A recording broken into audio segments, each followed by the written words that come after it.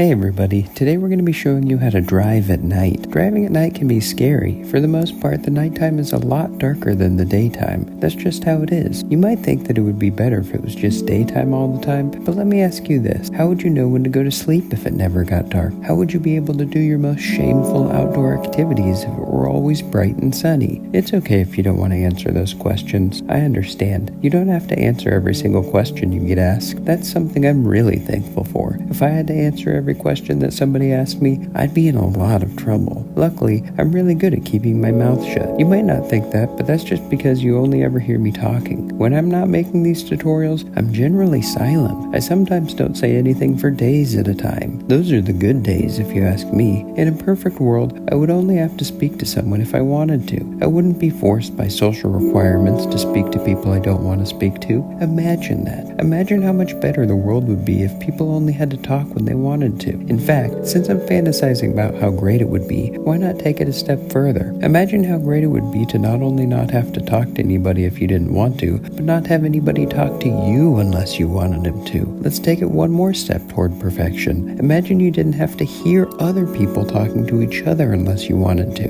Imagine you didn't have to see people unless you really wanted to. Imagine you lived in a world of complete and perfect solitude for as long as you wanted, whenever you wanted. I can't think of anything better than that. If I could have any superpower, I'd have the ability to be completely left alone whenever I felt like it. I'd give anything for that. There's nothing better than feeling and being completely alone when you want to be. Not another soul around for miles. You can't hear idiots talking. You can't hear their stupid cars driving. You can't hear your neighbors screaming again, screaming at each other, keeping you up all night with their incessant fighting. What are they fighting about this time? You're wide awake now, so you might as well listen in and try to figure out what's going on. You hold your breath, and if you focus hard enough, their voices through the walls become clear and you can make out what they're saying. And wouldn't you know it, they're fighting about the same thing they always fight about: who clogged the toilet. You never understand why they get in such heated arguments about it. Why doesn't the guilty party just fess up and accept the responsibility for clogging the toilet with their thick, hairy turds? That's nothing to be ashamed of. Just say it was you and then take a potato masher in there and mash it up into manageable bits so the plumbing can handle it. It just doesn't make sense. Your neighbors fight and argue and scream and insult each other over a clogged toilet at least once a week, yet they've been together for years, and whenever you see them, they seem so happy. They're always kissing and smooching and laughing and tickling each other. You can't figure it out. How can they be so affectionate and loving during the day and turn into such vicious monsters at night when one of them blocks up the toilet tubes with their industrial-grade logs? Relationships are so confusing. You can't deal with their screaming, not tonight, so you get dressed and you leave. You get in your car and you just drive. You don't know where you're going, but it doesn't matter. It's just good to get away from people for a little while. It's good not to have to hear your neighbors fighting over whose butthole pushed a rope of poop so muscular into the toilet that it's now rendered useless.